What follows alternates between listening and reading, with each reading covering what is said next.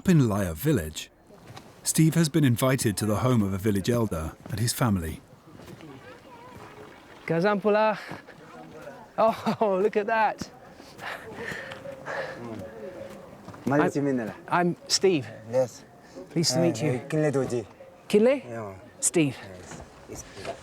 Kinley has spent his whole life in Laya and will know about the animals found here. Oh, wow. Sit here? Before Steve can ask any questions, his hosts prepare him a medicinal drink. It's supposed to give him strength for his onward journey. Oh, wow, look at that. This is the famous cordyceps fungus. It is essentially a fungus growing out of a caterpillar. How anyone came up with the idea that this could actually become a sort of a panacea, a medicine that could cure all ills, is totally beyond me.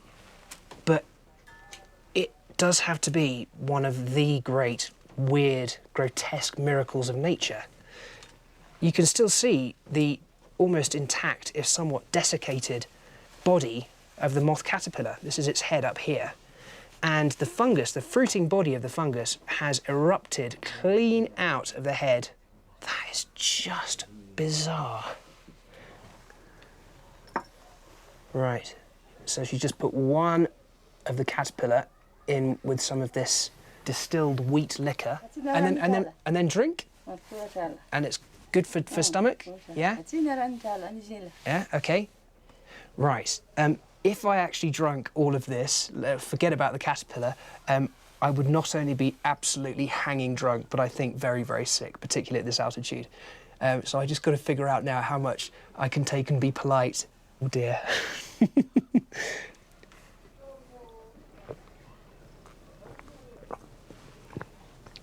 That's good.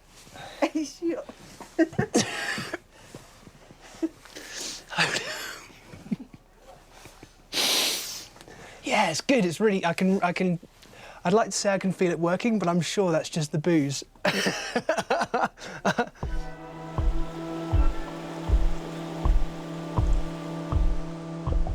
But it's Gordon who needs the hit.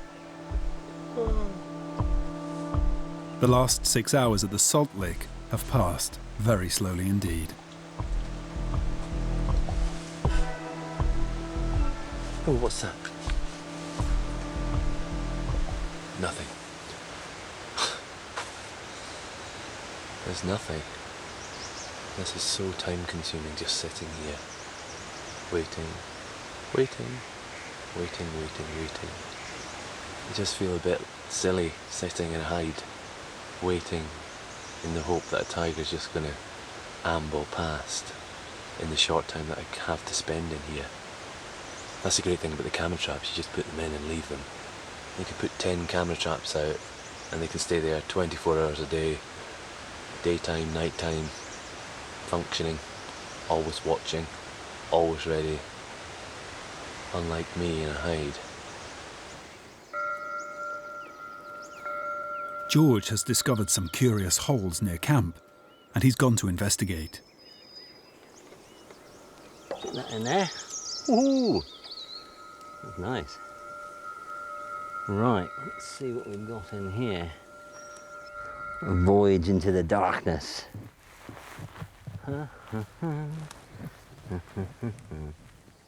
Clearly been used recently. It's quite clean. That is definitely working.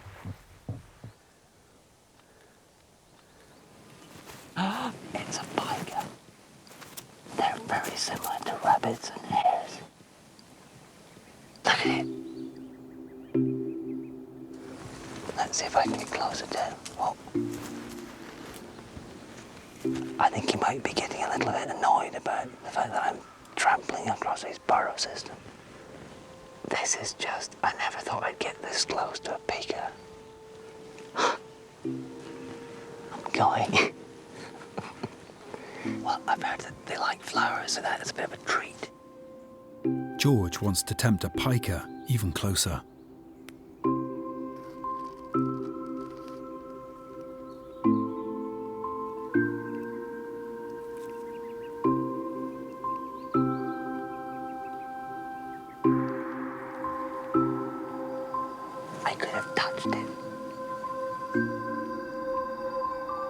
Oh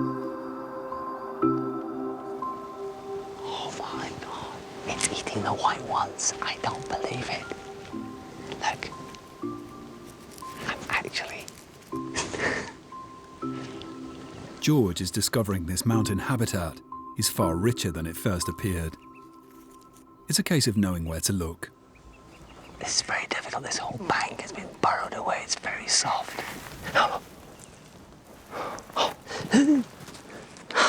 Oh my God.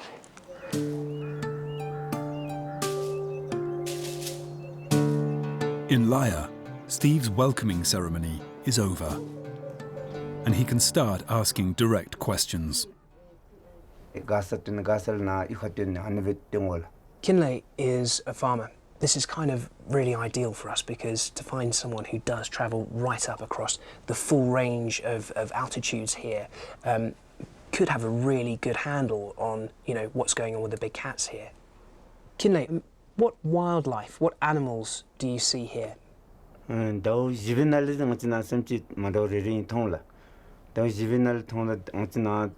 first things that he said he sees as far as wildlife goes were things you'd expect. Then, straight away, he said he also sees tiger.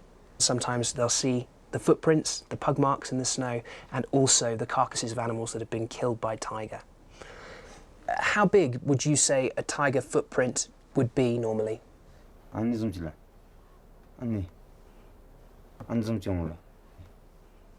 completely assumed that Tiger Mountain was a name, you know, purely out of mythology. But Kinley is telling me the reason it got this name is because there are tigers there. If that's true, then that's a really big deal because the base of Tiger Mountain is well above the tree line and much higher than tigers are actually thought to ever go. Any real evidence we can find that this is true is a major, major discovery. Steve has his first real lead that tigers might be living up here. To check out these stories, he will leave Laya and continue on towards Tiger Mountain. Kinley will set him off on his journey. These are prayer wheels. You see them very often in Buddhist culture, and you have to spin them clockwise. It's auspicious, particularly for a journey. Oh, and there's a big one. Yes, yeah.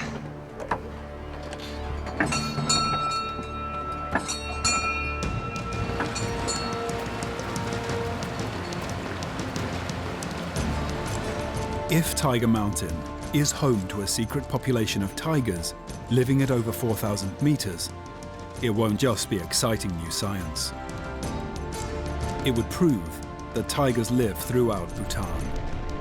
The country could become a heartland within the proposed tiger corridor, from which they could spread out and repopulate the whole region.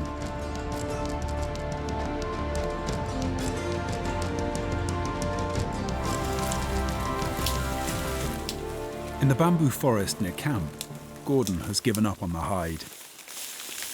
He's keen to see if the camera traps have had more luck.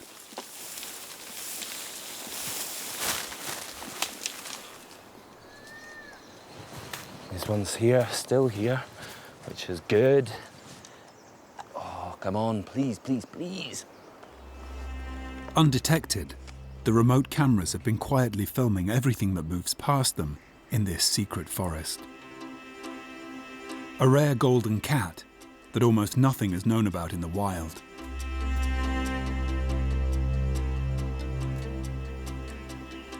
A bizarre-looking sarau. Herds of takin on their summer migration to high alpine pastures. Langur monkeys.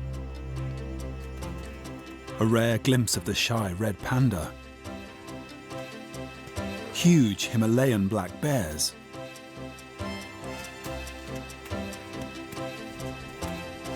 And most amazing of all, a leopard, scent marking its territory. Probably the same cat that stalked through camp on the first night. I am absolutely astounded by the numbers of animals living here compared to what we're seeing. And these little camera traps, they're giving us a little kind of peek through a keyhole into a very rich environment, a place that is more than capable of supporting tigers. Come on, just once. I don't even want a whole tiger. I just want a tail, a stripe, an ear, just something to tell me that tigers are here. Time is running out.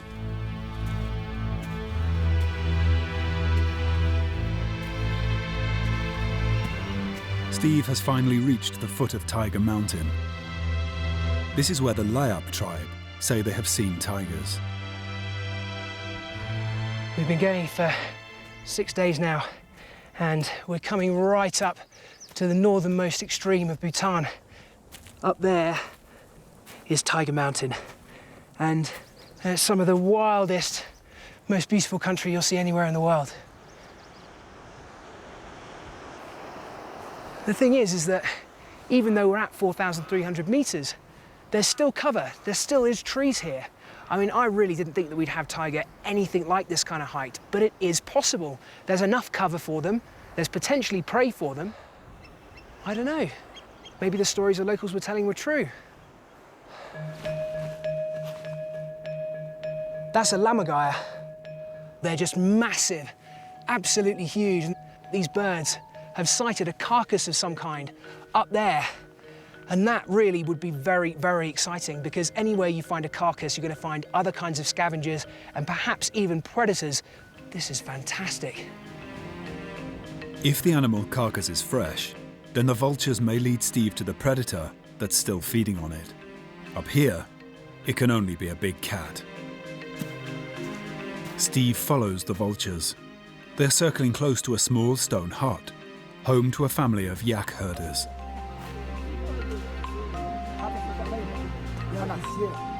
The father is worried for the safety of his small children. A wild blue sheep has been killed a few hundred meters behind their hut. Could you show me where this happened and maybe if there is any sign there? He's going to show us the spot. Okay. The kill site will offer clues to what happened. Oh, wow. Okay. This is all rather unpleasant. Very, very strong smell. It's still from the waist up, very much intact. It's just eaten the back half, and most of the rest of it is gone. The herder has found paw prints close to the carcass, but they're not big enough to be the tiger Steve was hoping for. They belong to something equally elusive. Ah, yes. So see, he sees here the pug marks of the snow leopard going this way. Ah, I see, yes, I see. Yeah, oh, yes, I do see. Perfect. Those are the toes there. That's the pad print. Toe, toe, toe, and toe. She's moved up this gully, around like that, and off in that direction, and she probably used this ridgeline here to actually hide herself. We have a great chance here, probably the best I'll ever have in my life, of actually seeing and filming a snow leopard. And I think that chance is just to sit and wait up there and see if it comes back for the remains. To avoid spooking the cat, Steve must be alone.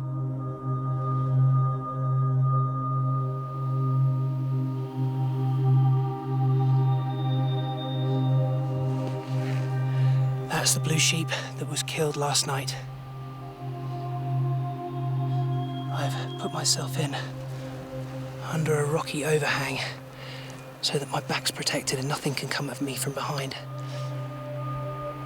Can't pretend I'm not scared. I am.